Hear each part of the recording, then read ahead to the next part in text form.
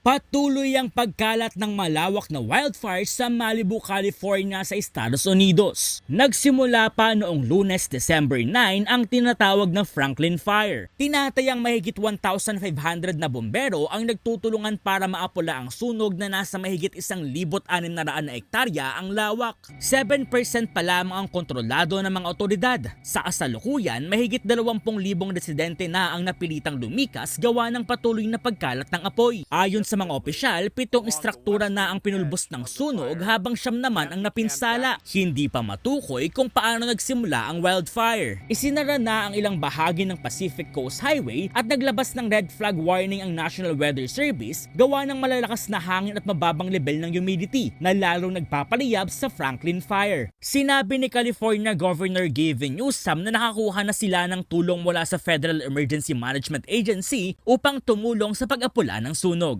Para sa iba pang content, mag-follow sa lahat ng social media pages ng News 5.